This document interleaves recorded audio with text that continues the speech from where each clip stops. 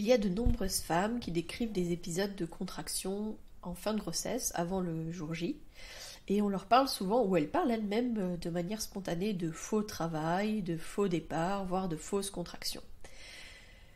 Et si elles vont à l'hôpital, on va justement leur dire de rentrer chez elles parce que c'est pas encore le moment, que ce n'est pas encore le vrai travail. Donc c'est comme si on ne reconnaissait pas du tout l'importance de ces contractions-là, de ce pré-travail-là. Et donc aujourd'hui, on va aborder ce sujet de justement le fait qu'il n'y a pas de faux travail.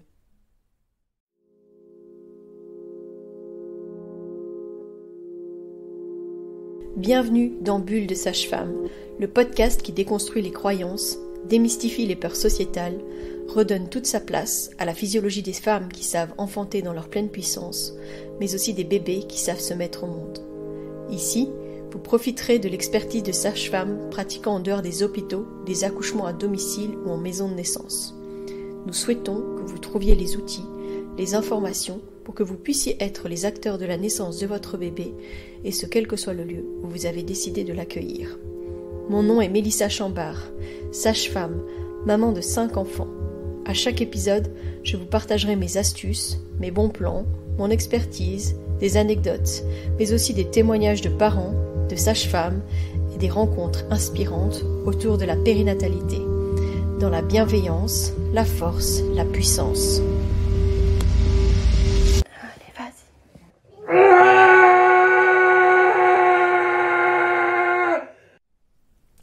Déjà avec le terme fausse contraction, faux travail, faux départ, c'est comme si on ne reconnaissait pas l'intensité parfois que la femme va rencontrer dans ses contractions à ce moment-là, ou en tout cas qu'on ne va pas reconnaître son ressenti.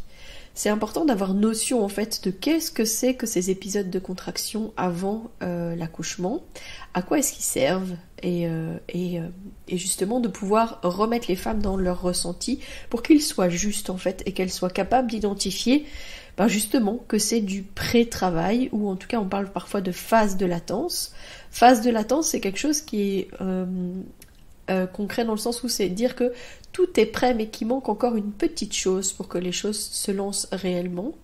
Pré-travail, c'est quand même rappeler que c'est comme une répétition avant le grand concert. C'est une image que j'utilise souvent et que je donne souvent à nos patientes en disant, quand tu vas à un concert, dis-toi qu'il y a eu beaucoup de répétitions avant et que sans ça, ça n'aurait pas été aussi fluide et aussi chouette que ce que tu as observé quand tu as vécu ce concert. Et que là, ces contractions, elles ont un travail en fait. Donc c'est pas le travail de l'accouchement, mais elles ont un rôle qui est important, qui va vraiment aider justement à ce que l'enfantement se passe le plus sereinement, en tout cas le plus fluide possible. Alors, il y a quand même une chose que je voulais rappeler, c'est quand même que l'utérus c'est un muscle. Et que dès le moment où la femme est enceinte, elle va avoir régulièrement des contractions. On demande souvent aux femmes si elles ont des contractions lors de nos consultations.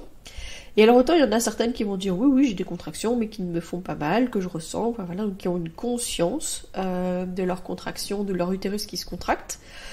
D'autres qui vont dire pas du tout jusque vraiment la toute fin, voire qui n'auront pas du tout senti de phase de latence ou de pré-travail.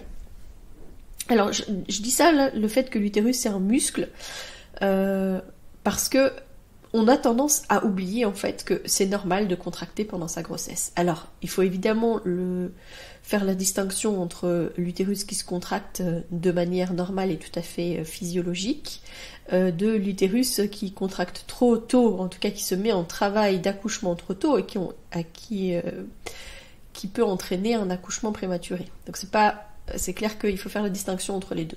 Mais de manière physiologique, en fait, l'utérus va se contracter dès le départ. On a d'ailleurs déjà eu une patiente, dont je me souviens, qui nous a dit qu'elle savait qu'elle était enceinte parce qu'elle a ressenti des contractions et qu'elle savait, elle avait vécu ça pour son premier, elle savait que c'était des contractions d'utérus qui grandit en fait.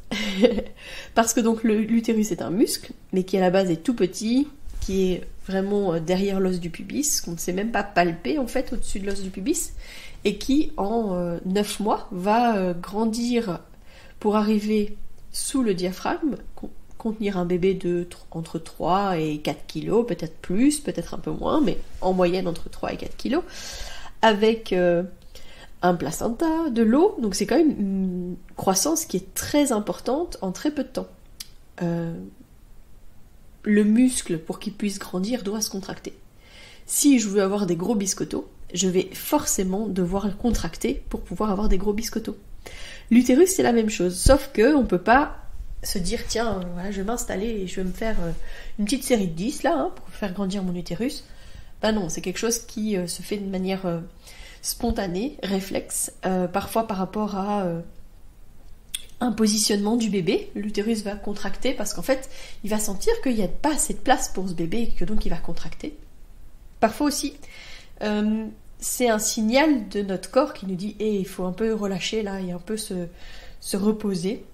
Donc ça peut être aussi des signaux pour dire ouh là t'as été un petit peu fort et il faudrait te calmer un petit peu. Un peu comme quand on peut avoir aussi des douleurs musculaires parce que on a été un peu trop loin et qu'on est un peu fatigué. L'utérus il donne les mêmes signaux en fait parce que c'est un muscle, comme on peut ressentir des tensions au niveau de notre nuque ou etc. Donc avoir notion que la contraction pendant la grossesse, elle a pour mission de faire grandir l'utérus et non pas de faire ouvrir le col, c'est vraiment hyper important. Il va y avoir des périodes clés où les femmes elles vont plus le ressentir, souvent entre 30 et 32 semaines. Alors pourquoi avant elles le sentent pas? Alors déjà parce que c'est pas qu'elles le sentent pas, comme je disais, il y a des femmes qui le sentent très très tôt. Mais il faut parfois que ça prenne une certaine ampleur, ampleur dans le sens où l'utérus prend plus de place, que le bébé est plus grand, pour que la sensation soit plus ressentie. Souvent, ça va être une sensation un peu comme si ça se resserre, c'est comme un étau, là, comme ça, quelque chose qui... C'est plus cette tension qui est ressentie, le fait que ça plaque le bébé, que c'est un peu, ça leur couple un peu le souffle, mais ça ne fait pas mal. C'est un peu... ça tire un peu, ça se contracte, mais c'est pas forcément douloureux, et d'ailleurs ça n'est pas censé être plus douloureux que ça. Ça c'est vraiment, elles le ressentent plus dans ces moments-là, parce que voilà, l'utérus est plus grand et que le bébé prend plus de place. Donc souvent, à ce moment-là, elles vont plus le ressentir. Et entre 30 et 32 semaines, il y a un petit peu plus de liquide en fait, de manière tout à fait physiologique, parce que dans les semaines qui vont venir, le bébé va grandir de manière beaucoup plus importante. Donc, le fait d'avoir des pics de contraction un peu plus importantes à ce moment-là, c'est souvent dû au fait que, il faut que l'utérus grandisse plus vite, parce que la maison doit grandir pour pouvoir accueillir ce bébé qui continue à grandir de manière un peu plus importante. En fin de grossesse, alors, l'étirement des fibres, il est quand même assez important, et on rentre plutôt dans un jeu de maturation. Les contractions, elles vont servir à maturer le col, à étirer les fibres autour de la tête de ce bébé. C'est parfois en fait difficile et déstabilisant d'avoir des sensations que ça démarre, mais que ça n'augmente pas en intensité, voire que ça s'arrête. Ça, les femmes, souvent, elles sont déçues parce qu'elles sont prêtes. Elles disent « Allez, ça y est, mon bébé va venir, etc. » Je parle au-delà des 30 et 32 semaines dont je parlais tout à l'heure. C'est plutôt en fin de grossesse, là, quand on parle des contractions qui vont faire maturer le col. Le fait de vivre ce travail parfois ressenti un peu comme anarchique, avec en tout cas des contractions qui sont irrégulières, qui prennent pas en intensité, il faut plutôt se dire que ce sont des contractions qui sont des guides. Elles vont guider en fait à beaucoup de choses en fait. Je vais pas vous donner une recette unique, etc. Mais à quoi est-ce qu'elles servent ces contractions? Donc je disais à maturer au niveau du col et en fait à maturer au niveau des fibres musculaires. Donc le bébé, il va descendre de plus en plus bas en général, parce qu'il y a parfois des bébés qui restent hauts assez longtemps. Mais de manière générale, souvent le bébé va descendre de plus en plus bas et va appuyer de plus en plus sur ce col. À chaque fois qu'il y a des contractions, il se passe plusieurs choses. C'est comme si le corps, les contractions, l'utérus guidaient le bébé pour qu'il ait la position la plus optimale possible. Alors évidemment, d'habitude je le mime et je le montre, mais donc là je vais vouloir vous le décrire parce que vous faites que m'écouter, vous ne pouvez pas me voir. À chaque contraction, en fait, c'est l'utérus qui pousse le bébé vers le col et donc qui oblige un peu le bébé à fléchir sa tête. C'est comme s'il lui disait à chaque fois « positionne-toi comme ça, fléchis ta tête ». Fléchis ta tête parce que plus le bébé va avoir la tête bien fléchie, ça veut dire son menton qui va aller contre son torse en fait. Hein. Au plus il va fléchir sa tête comme ça, au plus il va présenter un périmètre qui va être le plus petit possible et donc le plus facile, on va dire, au niveau de son passage dans le bassin de sa maman au moment de sa naissance. Donc le corps guide le bébé pour qu'il se positionne bien.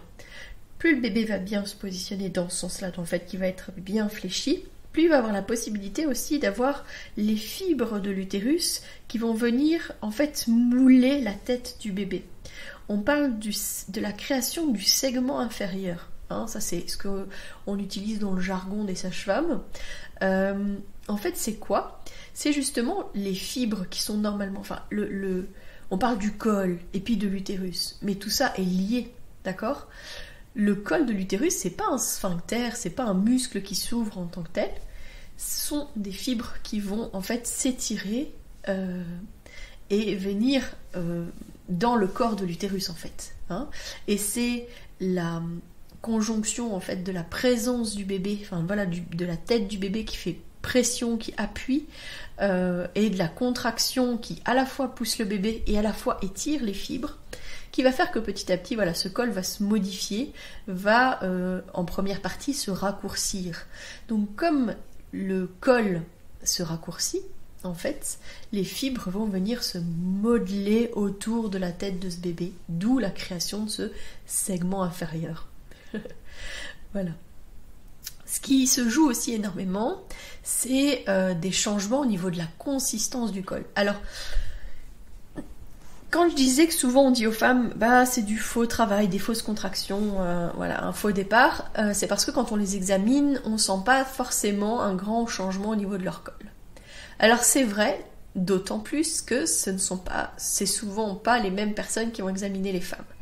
Alors je dis ça tout en rappelant que en fait, moi personnellement, dans ma pratique et dans la pratique qu'on a à la maison de naissance, on n'examine pas du tout de manière systématique les femmes. Ça veut dire que la plupart du temps, elles vont nous décrire ça, hein, donc des contractions qui sont plus souvent le soir, de plus en plus, allez, pas douloureuses, mais en tout cas de plus en plus ressenties. C'est pas pour autant que je vais lui proposer de l'examiner parce qu'elle est à un moment donné de sa grossesse où en fait c'est bon d'avoir ça et que c'est des bons signes, et donc je vais pas forcément aller l'examiner pour vérifier si ça a un impact ou non sur son col, parce que peut-être que ça en a et en fait tant mieux. Et alors si moi j'ai la sensation qu'il y en a pas, sur quelle base est-ce que je peux me fier en disant ça? Finalement je ne l'ai pas examinée il y a quelques jours avant pour savoir où est-ce qu'elle en était avant par rapport à où est-ce qu'elle en est maintenant. C'est important d'avoir cette notion-là parce que, en fait, on n'a pas une caméra au bout de nos doigts, d'accord? C'est quelque chose qui est de l'ordre de, voilà, de la sensation, de savoir par rapport à l'ouverture, etc. Il y a des études qui ont montré ça, hein, au niveau de la dilatation. Donc je parle aller plutôt au moment du travail. Mais qu'en termes de dilatation, en fonction des personnes qui vont examiner, elles n'auront pas forcément la même estimation.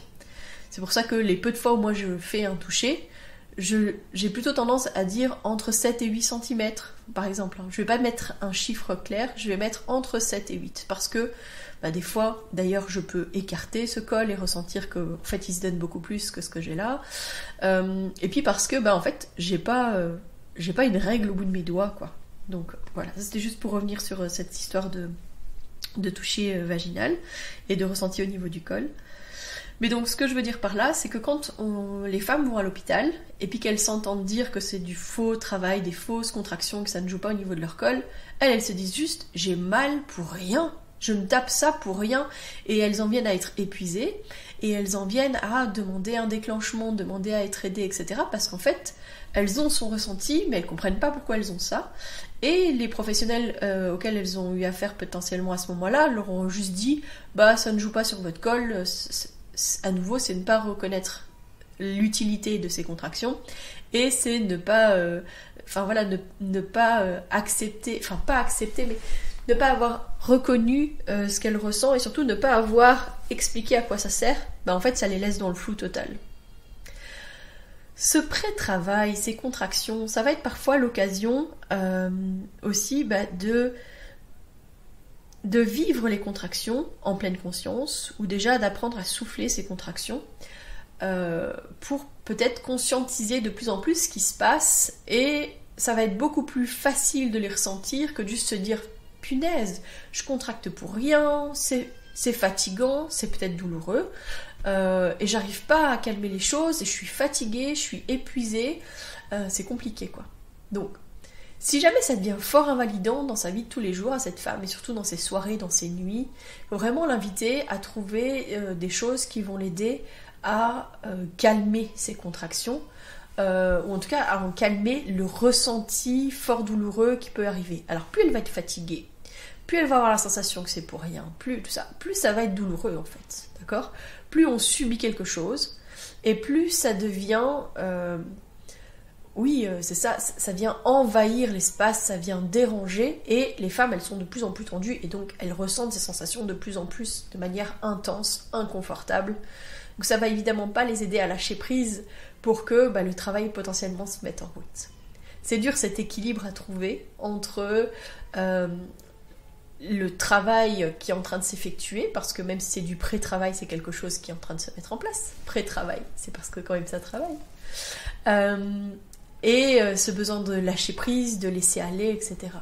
Donc c'est clair que des massages, un bain chaud, des choses qui vont l'aider à se relaxer, peut-être une méditation, peut-être des choses qui vont en tout cas l'aider à se recentrer aussi sur son ressenti, mais de manière positive, et pas juste crispé sur « Oh, j'en ai marre, j'ai mal, ça fait autant d'heures, j'en peux plus, etc. » Donc des fois c'est aussi accompagner la contraction, potentiellement la visualiser, etc. et pas juste la subir. Donc c'est pour ça qu'on parle de vivre les contractions en pleine conscience ou de souffler les contractions pour avoir l'opportunité de se préparer et de le vivre sereinement et différemment. C'est dans ces... Allez, je vous ai parlé dans le premier épisode sur la présence des aînés, où je vous ai dit que cette femme, elle avait eu des épisodes de contraction, et que ça avait été l'opportunité de travailler dessus, mais aussi pour cette femme, elle disait qu'elle chantait ses contractions, et en fait ça avait été l'opportunité de préparer la plus grande à comment est-ce que sa mère allait gérer, comment est-ce qu'elle allait faire des sons pendant la naissance, pour qu'elle n'ait pas peur et pour qu'elle puisse justement avoir un peu un teaser un peu sur le comportement qu'allait avoir sa mère pendant l'accouchement. Donc c'était aussi intéressant de pouvoir le vivre comme ça, de vraiment pleinement vivre les contractions du pré-travail pour se préparer elle, mais aussi finalement pour préparer sa plus grande. Le bébé, en fait, il va avoir de moins en moins de place. Et il va chercher de plus en plus une position pour avoir plus de place et potentiellement pour progresser dans le bassin. Parce que plus il va progresser dans le bassin, en fait, plus il descend et plus il a de la place. La maman, elle a plus de place aussi quand le bébé descend plus. Mais en fait, le bébé, du coup, il gagne en aisance au niveau de son corps. Un peu moins au niveau de sa tête, on va le reconnaître. Mais au niveau de son corps, il regagne un petit peu en aisance. En faisant ça, en fait, il y a un équilibre, une balance entre le bébé qui vient appuyer sur le col, qui donne des contractions, qui vont aider à maturer, qui vont aider à positionner le bébé. Tout ça, ça va énormément en fait aider à ce que les choses s'imbriquent et se mettent en place pour que ce soit potentiellement plus fluide après. C'est les positions quand les bébés sont mal positionnés, les femmes vont avoir plus ces sensations de travail, de pré-travail plus intenses et plus réguliers. Donc ça peut être aussi l'occasion d'aller faire un tour chez l'ostéopathe pour aider justement à faire un peu de l'espace, parce que si le bébé vient appuyer fort, cherche, tourne, etc., essaye de trouver sa position, c'est qu'il y a peut-être encore un blocage, une tension, quelque chose dans le bassin qui fait que ce bébé n'arrive pas à bien se positionner. Et ce corps qui travaille, qui donne des contractions pour essayer de le guider et de lui dire « Hé, mets-toi dans ce sens-là, mets-toi comme par là, etc. » Donc c'est pas pour rien. C'est bien ça en fait qui est important d'avoir notion, c'est que c'est pas pour rien, c'est pas faux, c'est toujours dans l'idée de guider le bébé, de maturer le col. C'est quelque chose en fait qui est hyper positif. C'est important de savoir que quand le corps travaille autant, il essaye de guider, il essaye potentiellement de dire qu'il y a quelque chose. Et ça va vraiment permettre à ce bébé de mieux se positionner. Donc si cette femme, elle subit, elle se met en boule dans son lit, elle subit ces contractions, ça va pas aider son bébé. Donc elle va continuer à avoir des contractions qu'elle va ressentir comme douloureuses, en se disant c'est pas maintenant, ça a toujours pas pris l'importance, mais moi je les subis toujours, je suis fatiguée. La fatigue, elle est mauvaise, elle est vraiment mauvaise amie pour le travail qui va s'en venir dans les heures ou jours qui vont arriver. Donc c'est important de commencer à dompter, à apprivoiser en fait ces contractions. Donc si la femme, elle a quelques contractions qui sont un peu plus intenses, mais qu'elle accepte de se mettre à quatre pattes, de souffler ses contractions, d'accompagner, parfois de vocaliser, hein, comme je disais ce que faisait cette patiente avec son aîné. Ça va l'aider déjà à ressentir dans son corps parfois que la contraction elle se donne et qu'avec les mouvements de son corps elle change les choses, elle change peut-être dans ses sensations qui se passent et elle change aussi peut-être aussi dans comment se positionne son bébé. Voilà, la répétition avant le grand concert, c'est ça. C'est le fait de vivre pleinement, accepter les sensations et se laisser guider. Pendant le travail, les femmes, elles vont de manière instinctive prendre des positions qui vont aider leur bébé.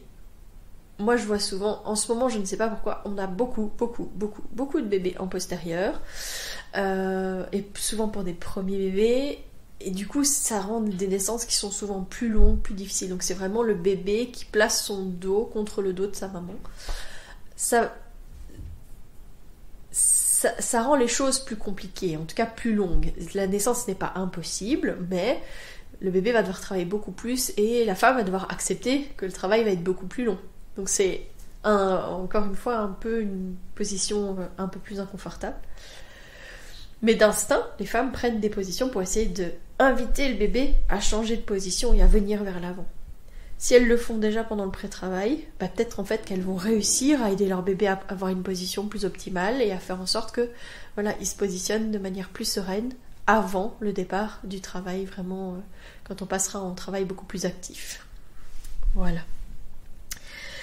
Dans les choses qui se jouent beaucoup au niveau de ce pré-travail, de cette phase de latence, c'est aussi cet accord un peu qui va se mettre entre la maman et le bébé déjà, parce que des fois la maman elle dit que dans sa tête, dans son corps, elle est prête, elle veut accueillir ce bébé, tout est prêt, etc. Mais en fait, il y a encore tellement de choses qui se jouent. Hein. Je sais pas si vous avez notion de ça, hein, mais j'entends souvent dans les couples qu'on suit, les parents qui disent « Ah oui, non, là maintenant on a hâte qu'il arrive, etc. » Mais parfois ça va être ah oui, mais pas ce jour-là, parce que là, papa, il a un impératif absolument important au niveau du travail, ou pas à ce moment-là, parce qu'il y aura personne pour garder les aînés, ou... Enfin, ça fait quand même beaucoup de oui, on veut qu'ils viennent, mais pas là. C'est vrai que pendant le premier confinement, moi, je me souviens avoir remarqué quand même que les naissances étaient beaucoup plus aisées, beaucoup plus fluides de ce côté-là, parce qu'en fait, il n'y avait plus du tout aucun impératif. Les gens, ils n'avaient plus du tout d'obligations comme on peut avoir habituellement dans son job. C'est pas qu'ils travaillaient pas, mais ils travaillaient différemment et donc du coup, ils étaient beaucoup plus libres. Et alors que là, maintenant, et avant ça, et maintenant encore, c'est vraiment... il faut déjà qu'ils rentrent dans certaines cases, quoi. C'est ok, mais pas à ce moment-là, pas là. Et parfois, il va falloir...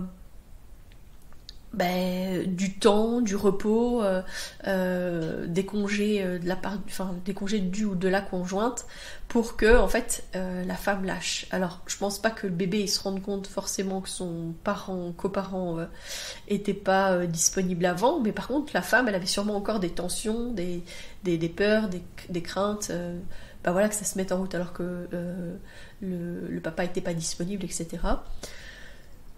Donc il y a un équilibre de ce côté-là, clairement.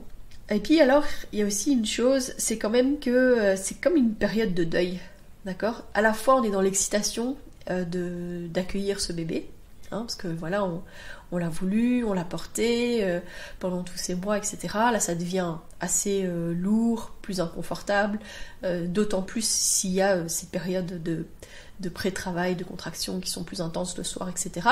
Ça nous guide on arrive vers la fin et je suis prête à accueillir mon bébé. Et en même temps, il y a beaucoup de choses qui se jouent dans l'accueil de ce nouveau membre dans votre famille. Si c'est un premier bébé, bah clairement, ça va être la fin de cette ère où on n'est que deux, où on est juste un couple, qu'on prend soin juste de nous, etc. Et puis, ouais, on m'a quand même parlé de ce postpartum qui allait être difficile, qu'avoir un bébé c'était compliqué, enfin voilà, donc il y a de l'appréhension aussi, d'accord ? Ça peut être la peur d'avoir un bébé, la peur d'être parent, de savoir est-ce que je vais être un parent qui va être un bon parent, est-ce que, enfin voilà, par rapport à nos représentations, par rapport à nos vécus. Ça peut être le deuil de la grossesse, si par exemple c'est le dernier bébé, après ça c'est fini quoi, faut encore que j'en profite parce que j'ai pas encore fait ça que je voulais faire. Ça, on entend souvent ça de la part de nos patientes. La fin de cet état de grossesse, de maternité, de ce corps qui porte la vie. C'est parfois difficile pour les femmes. Hein. On a déjà eu aussi une femme qui, au moment où elle a rompu sa poche, nous appelle en pleurs, quoi. Je suis pas prête, c'était pas le moment, j'avais encore tellement de choses à faire, je pensais avoir encore tellement de temps. C'est pas facile.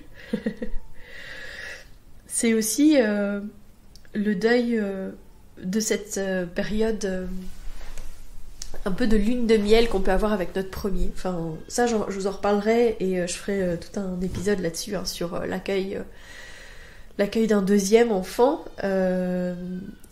Et surtout que j'ai assisté à une conférence il y a quelques jours et je me suis dit, il faut vraiment qu'on parle de ça. Donc ça fera partie des prochains épisodes. Mais donc c'est cette période un peu de lune de miel qu'on vit avec notre premier parce qu'on était... même si ça a potentiellement été fort intense, pas forcément facile au départ, etc. Finalement, une fois centré que sur cet enfant-là, qu'on a l'impression de bien connaître, qu'on maîtrise bien son environnement, ce dont on veut, ce qu'on veut pas, etc. Enfin, voilà, qu'on vit pleinement la relation avec cet enfant, qu'on fait le choix d'avoir un deuxième et que maintenant on sait que c'est imminent et qu'il va arriver, il y a parfois beaucoup de peurs qui viennent se mettre en lien à ce moment-là. Hein. Est-ce que je vais aimer autant ce bébé que j'aime mon premier ? Comment est-ce que je vais être avec mon premier, etc. Enfin voilà, donc tout ça. Ça peut être aussi un moment où il faut trouver un équilibre à ce niveau-là et se dire, maintenant je dois lâcher et puis je dois accueillir ce bébé, il va venir de toute façon. Donc voilà, donc il y a un peu de cet ordre-là. Voilà. Donc tout ce pré-travail, toutes ces contractions, etc., pour faire maturer le col, pour aider le bébé à bien se positionner, etc., c'est important d'avoir notion que c'est pas pour rien, c'est pas du faux. C'est vraiment ça que je veux que vous reteniez aujourd'hui, c'est que le faux travail, les fausses contractions, les faux départs, ça n'existe pas en fait.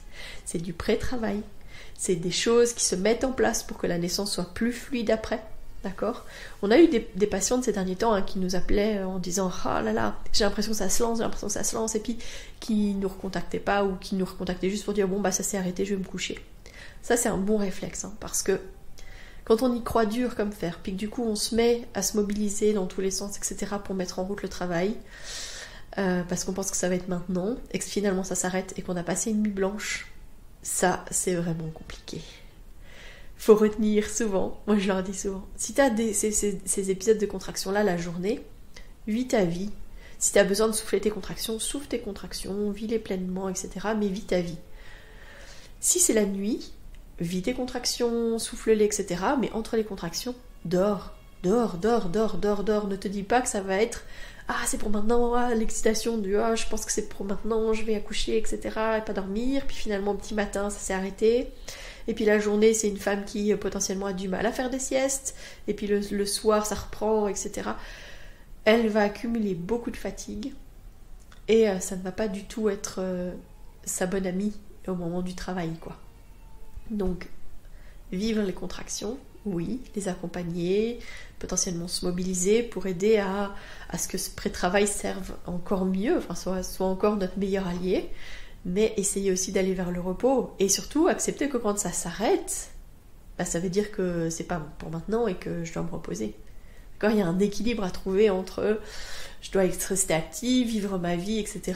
Avoir des contractions, vivre mes contractions, mais aussi me reposer et avoir des périodes de repos pour accumuler, en tout cas, recharger mes batteries, accumuler de l'énergie, recharger mes batteries, pour pouvoir vivre plus sereinement mon travail quand il sera vraiment efficace et actif, et pas avoir des heures de sommeil de retard quand c'est pas des jours, parce qu'en fin de grossesse, ça arrive que les femmes, elles cumulent plusieurs nuits blanches, des aînés qui ont été malades, etc., ou toute autre situation qui a fait que, en fait, elle n'a pas son quota de sommeil, et donc du coup, elle va entamer son marathon avec des gros poids supplémentaires aux pieds, là. Vous savez, les gros boulets, là. Oh là là, ça va rendre le marathon beaucoup plus difficile, évidemment. Donc, voilà. J'espère que cet épisode vous a plu. Je voulais vous parler du fait que, avec la maison de naissance, la bulle, on s'apprête à vivre notre premier salon qui s'appelle Naître et Grandir en douceur, qui ont lieu les 15 et 16 avril prochains, qui sera dans la commune de Senef, au centre culturel de la SAM, qui est place Penn d'Agenais. On vous prépare de magnifiques surprises. On a des exposants avec qui on travaille avec le cœur, qui partagent les mêmes valeurs que nous, que ce soit au niveau du respect de la grossesse, de la naissance, des familles, de la parentalité, mais aussi dans une vision zéro déchet, dans une vision vraiment où ce qu'on veut, c'est un monde meilleur pour nous et pour nos futurs adultes de demain. Voilà. Je vous donne rendez-vous la semaine prochaine. Je ne vais pas prendre l'initiative de vous dire sur quel thème sera la semaine prochaine, puisque j'ai déjà switché entre ce que j'avais dit la semaine dernière et ce qui finalement sort aujourd'hui. Je continue à préparer ce thème sur le sujet des transferts, parce que c'est quelque chose qui me tient à cœur. Je pense qu'il faut autant parler des naissances qui se passent de manière sereine, fluide et magnifique et puissante, que ce soit à la maison ou à la maison de naissance. Mais je pense qu'il faut aussi parler de la réalité, de comment est-ce que ça se passe quand ça ne se passe pas exactement comme on avait prévu. Et donc c'est pour ça que je veux absolument faire ce sujet. Mais j'attends aussi de pouvoir voir ma collègue avec qui je veux faire cette interview et qui partage le travail à la maison de naissance et à domicile avec nous, mais qui travaille aussi à l'hôpital avec sa double casquette. Donc voilà. Je vous dis donc rendez-vous la semaine prochaine. Si vous souhaitez échanger à propos des différents sujets abordés dans ce podcast, vous pouvez interagir sur les posts dédiés à chaque épisode sur nos réseaux sociaux Facebook et Instagram.